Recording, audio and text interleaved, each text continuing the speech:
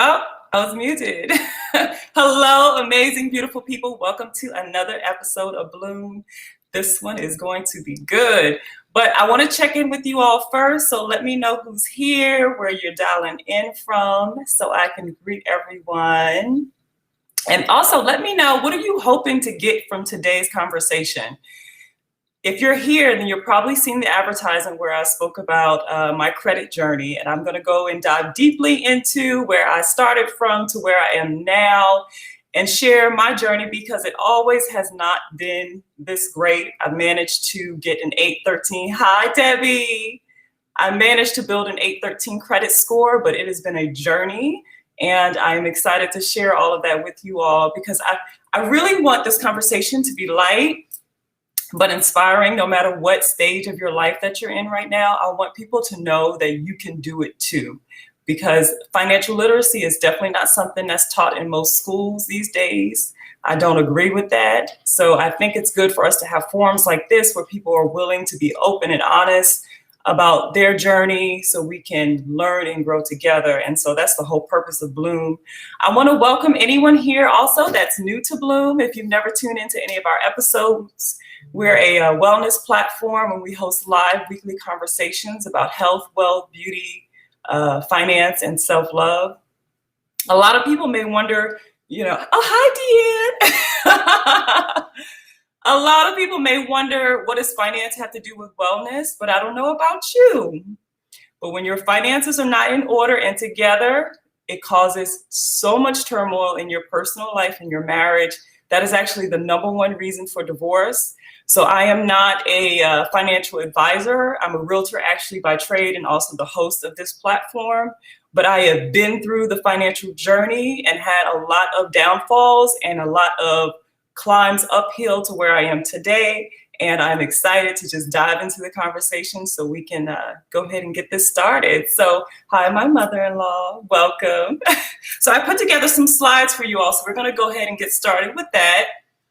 Feel free, if you have any questions that you would like to ask me. I'm being totally open and honest today about my credit journey. So feel free to ask me questions. So the average credit score is actually, let me see if anyone can guess. What do you think the average credit score these days are? Let me see what you're working with. Hi, Shayna. Let us know. What do you think the average credit score is today?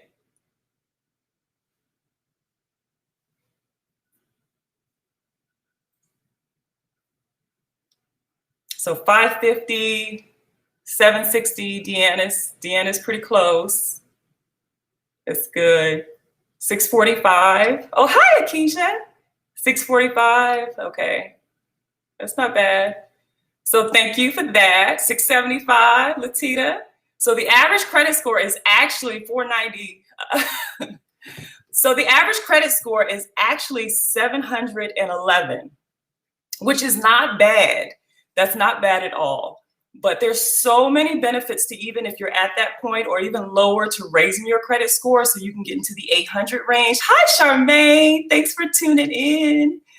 And so when we talk about the average credit score is actually 711, but when you look at minorities, 54% of minorities are actually struggling with their credit score right now, which means that their interest rate is going to be a lot higher than other demographics. And so once you're paying higher interest rate, you're preventing yourself from being able to save money for the long term, which eventually affects your family. So this topic is particularly, passionate for me, because I don't know if a lot of people know, but Sean and I have a large blended family. We have 7 children total, which means that you have to manage your finances in a very different way and really plan for the future. So we've had to be very strategic in how we balance our finances.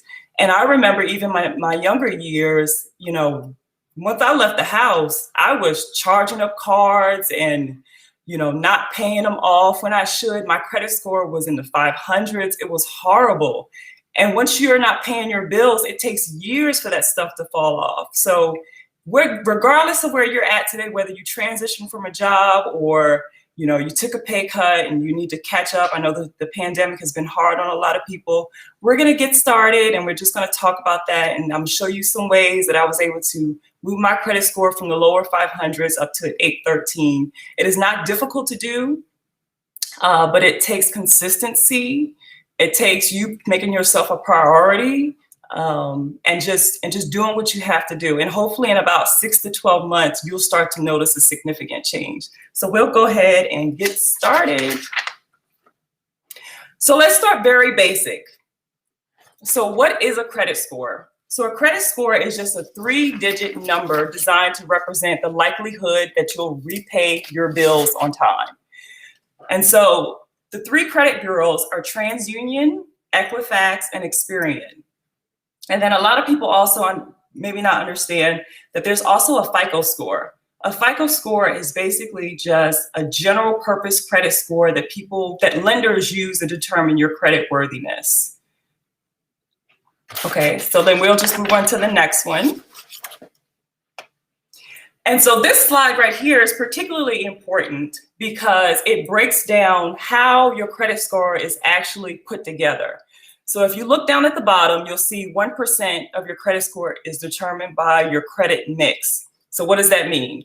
So the name of the game is actually how you're able to manage the debt that you have and how you're able to manage it properly. So 1% of your credit score is determined by the credit mix. Personal loans, auto loans, mortgage loans, basically diversity amongst the debt that you do have. I'm not saying it has to be a lot of debt, but how are you managing that debt and what types of debt do you have? The next block we're going to talk about is your new credit. So new credit is pretty much self-explanatory. What credit cards and what accounts have you had open, recently? How active have you been on those cards? Are you managing it properly? Are you paying your bills on time? Are you applying for too many credit cards? And then the next one we're going to talk about is the age of your credit. So if you have credit cards, hopefully you've had them for quite some time, because the longer that you have your credit cards, the better that they look on your credit report. So preferably you have credit cards that you've had for 10 to 15 years. Even if you have a credit card right now that has a high balance, you do not want to close that account. That will damage your credit score. Pay your bills off, lower your balance, but keep the card open. Let's go ahead and there we go. And so we'll talk about debt management a little bit further down, but I just want to highlight that. So the next one is the amount owed. See, that's a huge chunk of how your credit score is determined. So that makes up 30%. So basically what that is, if you have a credit card and your balance is $5,000, what percent of that credit limit, so your credit limit is $5,000, what percentage of your credit limit are you actually using? Are you maxing out your cards? Are you using half of it? The general rule is you need to use 30%, no more, than 30% utilization. So if your credit card balance, or your credit limit, I should say, is $5,000, 30% of that is $1,500. You do not ever want to take your balance over $1,500 on that credit card. You don't want to ever charge more than $1,500 on that credit card. That would be a no-no. And then the next block on here is payment history. Payment history is self-explanatory. So, are you paying your bills on time? Are you, basically that's the gist of it. Are you paying your bills on time? Are you showing them that when you're borrowing money, you're using money, you're guaranteeing them that they're going to get their money back on time? You're going to do what you say that you're going to do. And so that's very important too. So really just take this slide in, because this shows you what's really important to people, to lenders, I should say, in determining, if they're going to give you or lend you more money. And again, your credit score is really, really important because, if you're going to purchase a home or, a vehicle or something like that, you're really saving yourself money. Unless you pay cash, you're able to save up enough money and you pay cash. But if you're really going to, get credit, you're saving yourself money the lower your credit score is. There are so many dealerships that people don't realize that will give you 0% financing or even 1% financing if you have an 800 credit score. So we'll talk about the benefits of having an 800 credit score later on, but I just want you to take this in. Does this make sense to everybody? Payment history makes up 35%, amount owed 30%, your age of credit 15, new credit 10, and then credit mix at 1%. So let's get into the good stuff. So a lot of people want to know the reason why you're really here is you want to talk about what powerful tips can I use to boost my credit score. So we're going to get a little bit into credit management. So step one, I hope that everyone here today actually knows what their credit score is. But if you don't, that is okay, because I've been there before too, where you just get so overwhelmed in things that you have to do and experiences that you've had where you just don't even want to deal with it.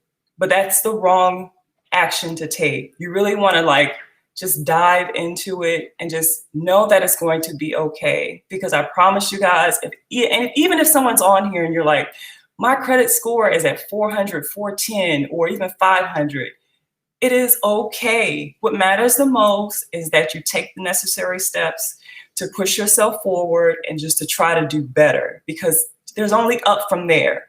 The only thing that you can do is just try to do the best that you can.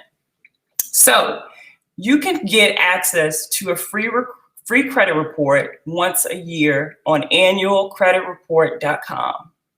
And why is this important? Because it allows you to see what's on your credit report, and you can then dispute discrepancies. There are a lot of times where something is posted on your credit report that's not yours, it's not your debt, it belongs to someone else. And if you simply just go on there and dispute it and provide a justification on why that should not be on your credit report, it will be removed. It will simply be removed. And that will instantly boost your credit score. So it's just a matter of learning and realizing what your credit report says, looking through it and showing the creditors that you know what's on there and justifying what belongs to you and what doesn't. And now, since COVID-19, you can actually go on annualcreditreport.com, and Equifax, Experian, and TransUnion will actually offer you free weekly credit reports since the pandemic. I mean, that's pretty amazing. So you don't even have to pay. So that's a savings right there. So if you go on that website, it's easy to set up. It will not give you your credit score, but what it will do is it'll give you your credit report, which is just about as good as that. Now, you have to normally pay for your credit score, but at least you'll be able to go on there and you'll see exactly what's on your credit report and look through it and make sure that there's no discrepancies. Do not sleep on this. This happens to a lot of people where they have a discrepancy that's on their credit report and it does not belong to them. And then they go on there and they remove it, and then their credit score goes up. So just make sure that everything is clean and neat and everything that belongs to you is actually on there. Okay, so let's go to the next slide. Okay, so this one right here is big. So this one is, we're talking about credit management. How do you manage what's actually on there? So you'll see the range that we're talking about here today. On here, on this slide, it says 300 to 800 credit score. Your credit score can actually go up to 850, but normally lenders consider a perfect credit score anything that's at 800. So anything over that, a lot of lenders may not give you a better rate, for example, if your credit score is 830 versus an 800 credit score. Because to them, if you have an 800 credit score, that means that you're reliable, you have the funds to take care of, any money that they lend you, you can probably pay it off in cash, things like that, and you're trustworthy. So we already talked about the first block, which is get rid of negative information on your credit report. The next one is you want to reduce your debt. So again, when we talk about that, that means that all of your credit cards, take a look at them and actually do the math. What is the max amount of money that the credit card has agreed to lend you? And then do the math from there. So we talked about if your credit limit is $5,000, then your balance should not be over 30%. which means your balance should not be over $1,500. And then if you really want to step it up and you want to get into the 800 credit score range, then your balance, your utilization should not be over 6%. I'm going to say that again. So at no time should your balance on any of your credit cards ever be over 30%. And if you want, and you are financially able to get into the 800 credit score range, your utilization rate should not be over 6% on any of your cards. The name of the game for the 800 credit score rating is to show lenders that you have available credit on your credit card, but you are not using it. You don't need it, I should say. So even if I have a credit card, I have credit cards that have nothing on them right now, but I'll go and I'll charge something small on it. I'll buy a pen for $3 and I'll let that sit on there for 3 weeks, and then I'll just go ahead and pay it off. So I'm using the credit card, but if my balance is $10,000, $15,000, I'm only using $3 or $10 a month. So the lenders can tell, okay, she can afford to have this credit card. She's not maxing it out. And then the next block, which again is very important, is paying your bills on time. There are so many things that we can do. A lot of times, especially when I was in my 20s, me not paying my bills on time was something as simple as just me not prioritizing myself and understanding how important it is to have good credit. Okay, so set up automatic payments. Just go, however many credit cards you have. If you're just getting started, if you have poor credit, you should probably only have about 3. Now, don't go and close any of the cards that you have. But if somebody is just getting started and they're, trying to get established and they have credit cards or they want to have credit cards, maybe about 3 or 4 is a good amount to have to manage. So, just keep that in mind. Anything over that is kind of hard to even balance and deal with anyway. So just set up automatic payments. So before your due date, your balance, your minimum payment, or however you agree to make, or however much you can afford to make, is coming out of your checking account on time every month, and just go ahead and take care of that. And also another thing, this is something else that I used to do, so I'm putting myself out there. Before I got stable and things like that, I would set up automatic payments, but I didn't set up an overdraft protection on my checking account, which is something so simple to do. So basically, all you got to do is you just link your checking account to your savings account, just in case you have an additional expense that comes out, it'll automatically transfer to cover you. So there's no overdraft fees. Just doing simple things like that, just catching yourself and just making sure that, you're paying your bills on time and things like that. And so the next block is diversifying your credit accounts. We talked about that as well. Basically just making sure that if you have an auto loan, you have a small personal loan or something like that, where lenders can see that you're managing your mortgage properly, you're managing your credit cards properly. And I'm not telling people, don't think for 1 second that you have, in order to have an 800 credit score, that you have to have a bunch of debt. It's not like that at all. You can have your traditional mortgage. You can have your credit cards with less than 1% utilization on there. You don't have to have a lot of debt in order to have an 800 credit score.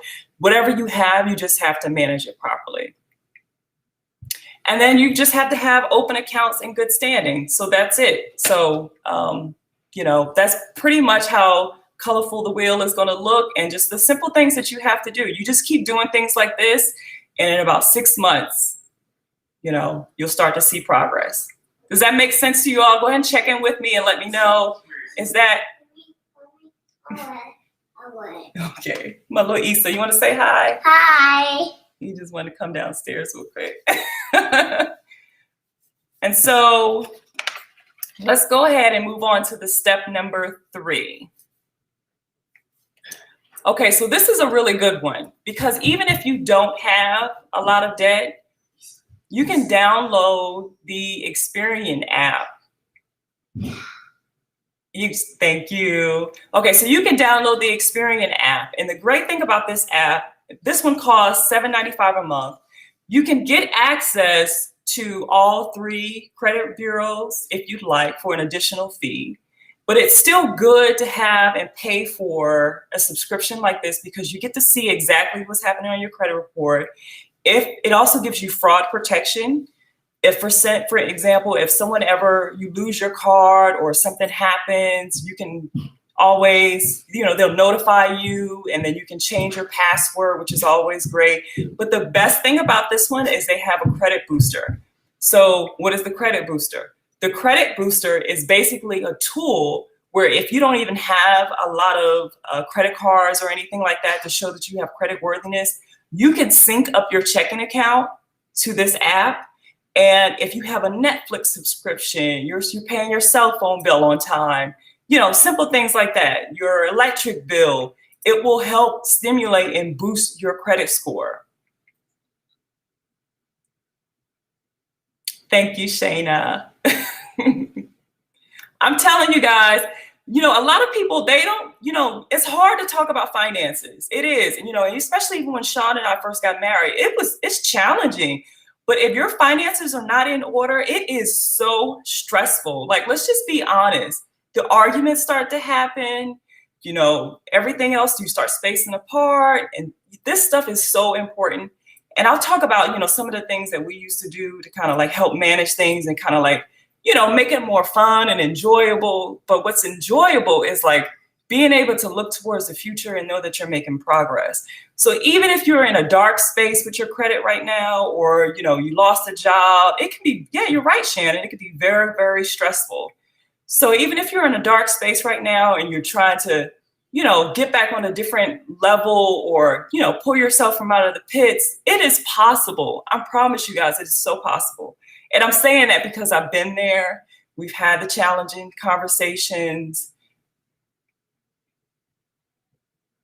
Yes, Shayna, that's so true. Shayna said it's like with bad credit, you can't get a lot of things. Yep, that's very true.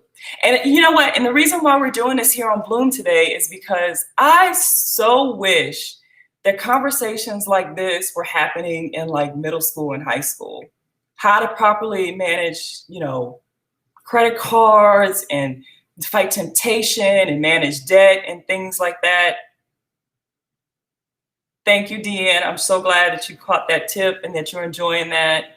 Definitely 6% utilization is the way to be, for sure. So I wish that they were having conversations like this in school, but maybe that's something that we'll get to in the future. But at the end of the day, it's about, us taking accountability for ourselves and doing the work. It is not challenging to do. It's just about prioritizing yourself and managing your finances and understanding the value that it brings to your life, and not only your life, the value that it brings to your children's lives. Because, I don't know about you all, growing up in my family dynamic, we didn't talk about finances. But, I'm noticing a change in how Sean and I are relating to our children when it comes to finances. We'll be open with them about how much is in our bank account or how much is in their bank account now, because we set up accounts for them. We're being honest with them about our credit scores, and we'll also have conversations with them as well about, what we didn't do right versus what we are doing right now. And, properties and things like that, how to purchase a home. That's what guys know I'm a realtor, so I love those kind of conversations too. So, wherever you're at now, you can just start over. And I just want to, make sure that people really understand that and don't get discouraged. And so, okay, let's move on to the next slide. So this one, I just want to, mention, this one is all about creating a timeline for managing debt and stick to it. It may seem challenging at first to sit down and go through your finances line by line. Sean and I went through our finances, our checking accounts, line by line. And I'm telling you, at one point, we realized that we had probably about, I think it was like $500 a month. It may have been a little bit more, maybe have been like 600. That was just going to ridiculous things. I mean, that's money that we could have been putting in our savings account. That's money that we could have been putting towards our children's education or investments or just whatever. But sometimes in life, we get on autopilot and we're not sitting down and having these type of conversations. So let me tell you what we used to do and what we still do now. Hi, thank you for joining. So let me tell you what we used to do and what we still do now. So we'll make it, yes, no fast food, Sean, you're right. It is definitely a money saver. So you'd be surprised, and I'm so glad you mentioned that, on how much money we're spending on fast food. And before, let's think about this, guys. So we're in the middle of a pandemic. This pandemic has been going on for like 14 months now. So prior to the pandemic, experts were telling us that we need to have 3 to 6 months of savings put away. Like 3 to 6 months. Now, I don't even know if we can even take that advice. We need at least a year. There are people who have been without a job, without access to childcare for well over a year now. That is challenging. So this pandemic has been very challenging, but it's a wake-up call for us also to start talking about our finances in a different way, start managing our money differently so we can get to a better place. And so if there's a chance that something like this happens again, hopefully it's not a pandemic, but even if there's a chance you're out of work for a whole year, for whatever reason, you are financially stable to take care of it. So we have to get to a point where we're taking care of the challenging things and taking care of the things that maybe we may not want to talk about right now, going through our finances, going through our checkbook, going through our credit accounts, and making sure that we're not spending money frivolously, to make sure that we have savings and things like that put aside so we can manage if we ever have a moment where we have to be out of work, or, for example, again. And so one of the things that Sean and I used to do, we used to create an atmosphere. We started talking about finances at home. And when we first started doing it, it got pretty hectic. It was really challenging. So we started going to a cafe, our favorite cafe, and we would order coffee. It would just be the two of us. And I'm old school when it comes to finances. I don't do spreadsheets. That does not work for me. You got to figure out what works for you. What worked for me is a little black book. And I would write down in here all of the debt that we had and where our money was going. And I would just do it line by line. If the credit card balance was at $7,000 or $10,000, I would just write that in there. And we would come up with a plan based upon how much income we had to pay it off. And, even if it took us a year, we just knew that we would be in a better place a year from now than we were before. And so I kept that book with, let me tell you something, guys. I didn't tell anybody this. Let me tell you how much debt we had to begin with. I'm gonna let y'all guess. Enter in the chat box, how much debt do you think that we had to pay off? I'm gonna let y'all guess how much debt that we paid off just by doing things like that. And I just want you to know how stressful, again, that it really was for us having to go line by line and pay off credit card debt to get rid of all this nonsense that we did not need, that was not serving us and that was not helping us. There was some tough conversations that we had. No, not including mortgage. Let's talk about, just guess how much credit card debt, personal loans, and things like that we had to pay off. Like he just said, 25,000.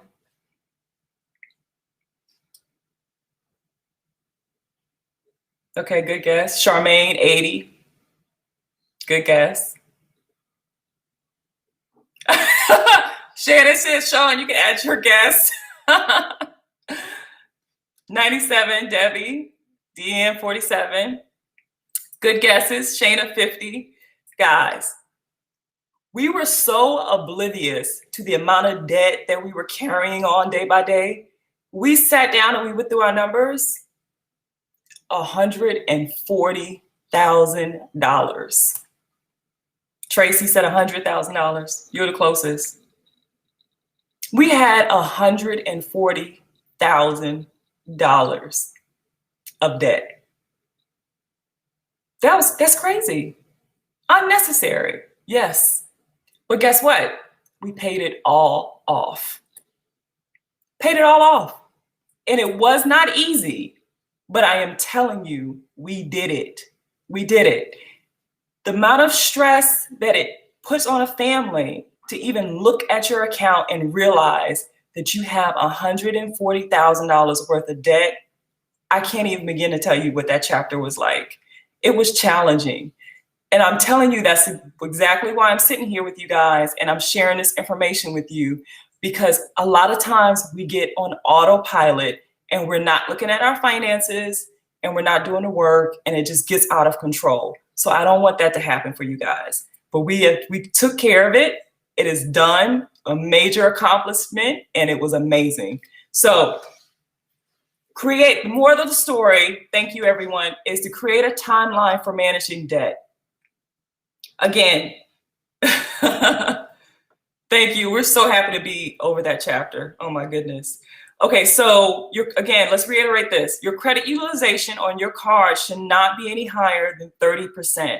And to get into the 800 range, you should be at no more than 6% utilization. So let me tell you the trick that we did. Yes, you're right, Charmaine. It's easy to get in over your head. Okay, so I'll tell you the story. Like he just said, how long did it take you to pay off that debt? Us paying off this debt was a God thing, okay? It was a God thing.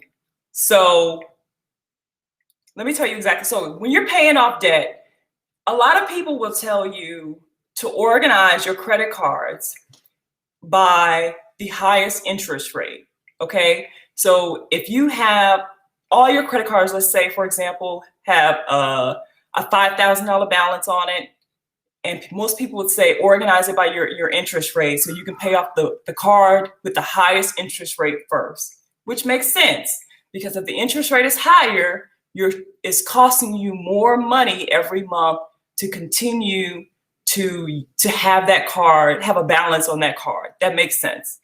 But here's what we did that was different, because you have to know yourself. Oh, excuse me. So you have to know yourself. And knowing yourself means that I am a person of instant gratification. So what I did and what we did that was different was we organized our card from smallest to largest. And whatever card had the smallest balance, I need some water. Whatever card had the smallest balance, we paid that one off first. Ooh, 1 second, guys.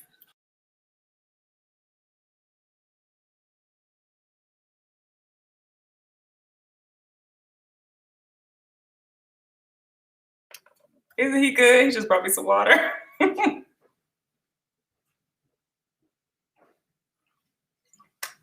Okay, thank you. So I think I'm back. Okay, so what we did was we organized our credit cards from smallest to largest. So whatever credit card had the smallest balance, we paid that one first. And the reason why we did it like this, and maybe a lot of financial advisors may not tell you to do it like this, but it worked for us. We got instant gratification off the fact that we did something, we accomplished something. So we paid a whole card off, even if the balance is like, $700. You feel good that you paid off a card that's $700. And that's exactly what we did. Yes, Dave Ramsey is phenomenal. Dave Ramsey is definitely phenomenal. So that's exactly what we did. And it worked. And so we continued to pay it off. And we were just so we paid off the smallest card, and the payment that we were making on the smallest card, we just took that same amount of money. We continued to make the minimum payments on all the other cards that we had, minimum payments. And then the smallest card that we had with the smallest balance, we made the minimum payment, but we made an additional payment on that until we paid that card off. And then however much money that we continued to put on the smaller card, we took it and we applied it to the next one. And then we just kept doing it. Does that make sense? Just keep doing it. Just keep doing it. And so we eventually paid off all of our cards. And so we set up all of our cards on automatic payment. It took us, this was a miracle about a year to pay off $140,000 worth of debt. But it required a lot of sacrifices. It required also us not going out to eat as much. And when I say a year from when we determined in our minds that we were going to pay off these credit cards and take care of it. Once we realized that we had this amount of debt and that we need to take care of it, it took us a year. And there's something to be said about that, because when we first started working on our paying off our debt, we were not financially in a position to even take care of and pay off that amount of debt. We weren't in a position to do it. We really were almost like at like a rock bottom moment, but it happened. And so I truly believe that God stepped in and we were determined, and God brought us financial opportunities via employment that put us in a position to pay off that debt. So I'm not taking credit for that. That was honestly a God thing, how that all worked out. So it took us a year just to answer Akisha. That was the long route to get to your answer. Oh, you said you just paid. Akisha said she just paid off a credit card. She was so happy. She said, I have one more to go, and that's the biggest one. You can do it. You can totally do it. There is something to be said about determining in your mind that you're going to take care of something and that it's going to happen. Because once you determine in your mind that you're going to take care of something, negativity and negative people better just get out of your way, because I'm telling you, something amazing is going to happen, and it's just going to step in and it's going to bless you to be able to take care of that card. Even if the balance is very high, just be open to the fact that, yes, Charmaine, that favor is in your area, it's in your space, and that God can bless you where that card you may think that it'll take you a year, but it'll take you a month, for example. You just never know. So just be open to the fact that wherever you are now, it's not where you're going to be forever. Okay, so I hope that answers everyone's questions about managing debt and creating a timeline. So just do whatever works for you. You can do it where you're paying off the smallest balance first, or if it works for you where you want to pay off the card with the highest interest rate, you can definitely do that and just work your way down. Whatever you do, make sure you set up automatic payments so you're not getting behind on your payments. Take a deep dive into your finances, figure out what you need to cut. If it's a situation where you have to pick up another job or you need to stop going out to eat, be okay with telling people, no, I can't do this right now. I can't go out to dinner with you. You don't have to spend $75 on a meal just to have a good time.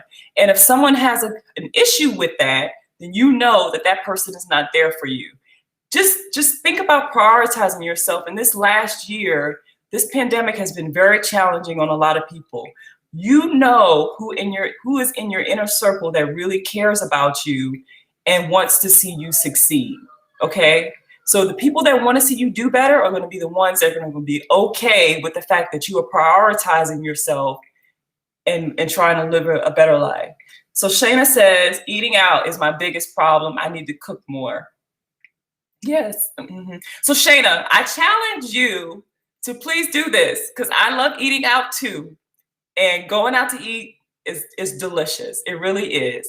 But I challenge you, can you just please just take the time, maybe even, this upcoming weekend, go through your statements and just see how much money you're spending going out to eat. Just see how much money you're spending, just so you could just know, just see where you're at. Okay. And I'm not saying, if it makes sense to you financially, going out to eat, maybe it doesn't have to be a 3 times a week thing. Maybe it just needs to be every Friday. So it's a reward. So it's a treat. And so you can maybe get to the point where you're enjoying cooking or something like that. Just so, listen, again, I'm being honest. I've been at times when I first separated from the military, I took a 50% pay cut. That was very challenging, because when you're making a certain amount of money, you're expecting to continue making that same amount of money. Now, I'm not trying to be, Debbie Downer on anyone. That was my story, and it was hard. So you want to make sure that you're always planning the fact that you have money set aside just in case you need to pull from it. And one thing that I realized when, I separated from the Air Force and I took that pay cut, McDonald's or, wherever those places that I was going to eat, they're not like trying to offer you any money. Like, oh, you took a 50% pay cut. Let me give you $15 to help you get by this week. They do not care. They don't care. So the money that we're spending to give to them, they're just getting richer. And nothing against McDonald's, but the people who own these franchises, they're rich. They're rich, and I honestly, especially with women, I want us to get to a place where we're sharing information and we really truly want our queens to be rich too. So I want you guys to be rich. I want all of us to be rich. And so, when we get to a place where we're just so wealthy, we have abundance, we can also, be in a better position where we can bless others who really need it as well. So, just when you get a chance, yes, Shayna says it's unhealthy and not good financially, but just take a second and just look and see, where you're spending your money and how things look and things like that, just so you have an idea of how much you're spending. Because I've been there too. So I'll just put that out there. And so let's move on to, hold on 1 second before we move on. I want to show you guys, I'm not sure if are you aware of what an amortization calculator is? Okay, so if you're not familiar with it, this is a good website that I'm going to share. We're going to share a link for you to look at as well. And so it is always very good. So whenever you purchase a home or do something like that, they always give you a copy of your amortization breakdown. And basically what that is it'll show you how much you're borrowing. Let's say you're borrowing $300,000, for example, and your interest rate is 3%. It'll show you how much money you're paying in interest and how much you're paying in principal. So the amount of money that you're paying on principal is actually the amount of money that's actually going towards the loan. Now, majority of the time, especially with a home purchase, when you're borrowing money, the amount of money that you're borrowing, majority of the money that you're paying, I should say, is going towards interest, okay?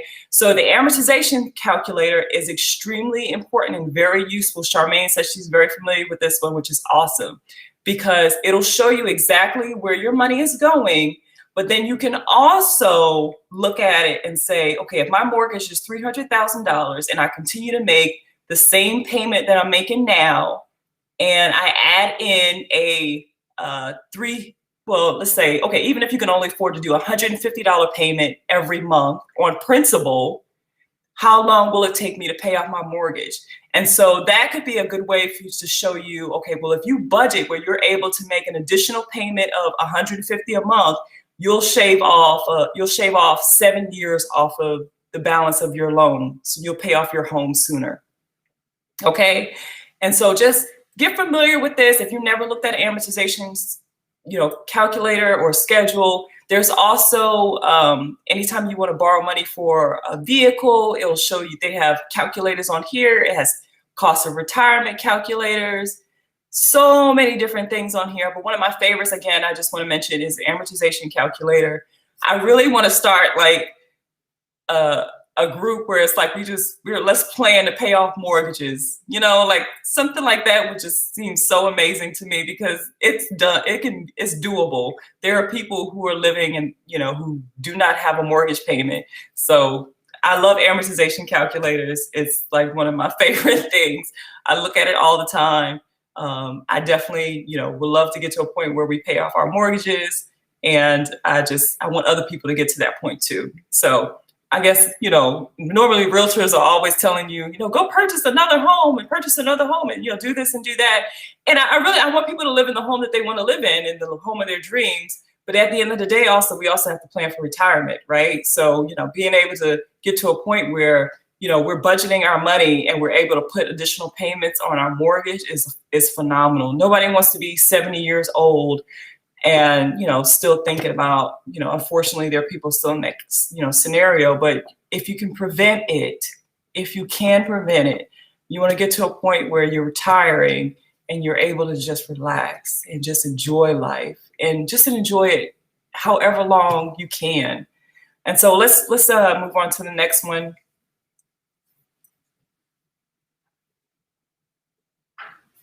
Okay, so the next slide we're going to talk about is some of the benefits of having an 800 plus credit score. Okay, so it's a given. You have an 800 plus credit score, you can have any credit card you want, any credit card that you want. You can get your annual fees waived. A lot of times you get credit cards with 0% financing. You can get any store card that you want. You can get the best mortgage rates. Guys, mortgage rates were just down to, anyone know? 1.75%. That's like unheard of. That's amazing. So you have 800 credit score, you can get your homes refinanced. 1.75%. We refinanced our home and it made sense and we did it. But you can, if your credit score is where it needs to be at 800, you can refinance your home and save hundreds of $1,000s. You get the lowest insurance premiums, personal loans, even apartment rentals. But here's the biggest one, okay? If you can get to the point where you have an 800 credit score and you're managing it properly, a lot of people don't know is you can add your children on your credit card as an authorized user. And some people may say, well, why would I want to do that? I don't want them maxing out my cards and messing up my credit. Well, you don't have to give them a card. You can keep the card to yourself. But if you call your bank, let's say you have an American Express card, and most American Express cards will allow you to add your children as an authorized user as low as 13 years old. You can have a 13-year-old with an 800 credit score just because of the pure fact that you took the time to manage your finances right and you're setting your children up for success. And so if we're having conversations with our children regularly about how to manage our finances properly, and again, we're all still learning. Yes, see, Tracy said her kids are on hers. That is phenomenal. That is phenomenal. Amen. Like, celebrate you for that. That's awesome. And so if we're getting to the point where we're managing our finances properly, we can add our children on as an authorized user. We can keep the card, continue to teach and educate and mentor them to make sure that they know how to use credit properly. One thing that I think is insane to me, Charmaine, let's highlight that. Her 23-year-old son has a 780. It's an awesome way to help them. That's fantastic. Claps for that. I love to hear things like that as well. One of the things that I think is absolutely insane, that, it is so challenging to get a business loan. Very challenging to get a business loan. But as soon as you send your child to college, they'll go there, and a lot of times there's vendors, they're getting applications in the mail. They don't even have a job yet, and they're getting applications to get in credit card debt or to sign up for loans, and we'll defer the payments until you graduate from college, and all these other things. And a lot of times, they're still not teaching how to manage your finances properly in school. And so, but then these young children, and I'm pointing the fingers at myself because I didn't know anything about credit cards and how to manage debt and, how to be responsible. I think my first credit card, I left the house when I was 17. I joined the military. My first credit card was at American Express. I don't know if anybody's familiar with American. It wasn't, no, not American Express. That's a credit card. But my first credit card was with Express Clothing. That's it. Express Clothing. I don't know if anybody's familiar with Express Clothing, but I, for some reason, just thought they just had the best cards ever. And my limit was $500, which is nothing. Just $500. And I destroyed it. I didn't take care of it. I didn't make my payments on time. I didn't do any of those things. And so, I messed up my credit. I just didn't know how to balance, manage it properly. I didn't know how to be dedicated and taking care of those things. And so, yes, they had the best jeans though, Tracy. You were right about that. They did. They had the best jeans. And so, I didn't manage it properly. And then, something as simple as not learning how to, or not knowing how to manage a $500, credit limit is something that, it takes like 7 years for things like that to fall off your credit report. And that's a long time to have to pay for that. You're talking about, you want to get to the point where you could purchase a home and things like that. So I love the fact that was my Spot Express. Yep, Debbie, Express and JCPenney reported me to the man. Yep, see? Yep, thank you for your honesty. Like, I've been there too. So there are a lot of companies that are so quick to lend you money. And so I think it's good that we're having these kind of conversations openly together so we can get to a place where, even, us ourselves, we want to make sure that we have great credit, but then also our children to make sure that they have the credit that they need. And, a lot of us, our goals are, from when our children leave the house, that they have excellent credit themselves and they know how to manage their finances properly, and then that they're purchasing their first home, even if it's a condo or a townhome, something that they can use and that they can have to invest in their future. And so, so that's something I just want to, make sure we just, highlight on. So let's go ahead and move to the next slide.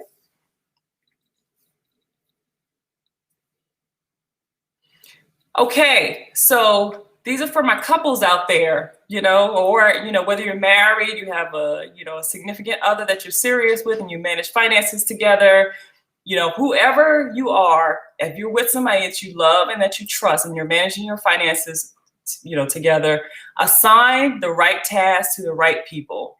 Schedule weekly meetings. We talked about this. Sean and I will go to a coffee shop and we'll have everything outlined in the little black book of where we stand with our finances. And, if you're to the point where, you can hire a financial advisor, we had a financial advisor on Bloom as a guest to help you take your, your finances to the next level. Definitely invest in one. But, it's important to also, to lead in your household as well and manage your finances and make sure that all the language, that what's going on with your budget, your cars and things like that, and assign responsibilities to whoever manage things properly. So, if someone else, if your wife or your husband is more organized, and keeping things, jotted down and making sure payments are happening on time, like just relinquish some control and just let that person take care of it and do what they need to do. And then they can back brief you. If someone else is more, organized at scheduling the meeting place, then let that person do what they need to do. But work together as a team. Again, I want to reiterate, wherever you start from is not where you finish. We have some challenging times. We are in a much better place. And I'm excited, I'm happy. So whoever you are, if you're out there, if you're trying to get your credit right, make sure that you're working together as a team. Do not tear each other apart, because that is not healthy and it is distracting you from the objective. So we can move on to the next one. And this is a big one. So we've talked on Bloom before about saying no to things and people that do not align with your goals, okay? A lot of times in life, and I've done this too in my immaturity, we'll spend money and do things to impress people that don't even like us, okay? It is okay to say no to an engagement or to going out to dinner with someone if you need to save. You don't owe anybody any explanation. If it's not in your budget for this week and somebody wants to go out to have drinks tonight, you just say no, or I'm busy. You don't have to tell them that, it's not in your budget. Yep, Charmaine, set and establish boundaries. You don't have to tell them that it's not in your budget. That's none of their business. They don't need to know that. Just tell them, no, I cannot do that tonight. Learn to say no to people and things that do not align with your goals, okay? So just remember that. The whole premise of this discussion is about taking the time to prioritize yourself, your vision for your life, and where you want to be, okay? There is absolutely nothing more important than that. Align yourself with where you want to be, stick to your plan, and just follow through. Okay, let's go to the next one. And we're going to just end here, I should say. So this one is, I want to end you all with this quote. So the secret to change, again, is to focus all your energy on not fighting the old, but on building the new. And so what that means to me, especially as it relates to finances, is to get an idea of where you stand currently and just focus your energy more so on where you want to be. Okay, so debt free. What else do you want to be? You want to have $300,000 in savings. It's doable. It's doable. You can do it. Don't let people tell you that you cannot do it. And then also, if that's your goal, what is it going to take for you to get there? How much money do you have to put aside every month for you to get to that point? If they're doing it, you can do it. It doesn't matter where you live right now. You can own your home. You can own a home. You can own a dream home. Okay. So I want to end this conversation because I'm sure there are people out there who may not be where they want to be, but I want to remind you and tell people that if you never heard all of our full story before, but there were times when we couldn't afford, a home, and I would drive around because I wasn't willing to settle either. I would drive around in the dream neighborhoods that I wanted to live in weekly. Now that may sound crazy, but I made it. I would drive around to my dream homes and dream communities weekly and just give myself 5 minutes and just meditate there. This is my vision. This is where I feel like God wants me to be.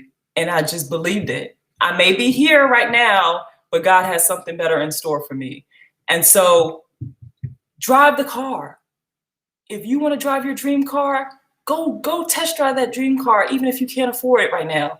If you want to go, looking at homes, you don't have to call a realtor. Go to an open house. Just go. Put yourself in the space of where you want to be.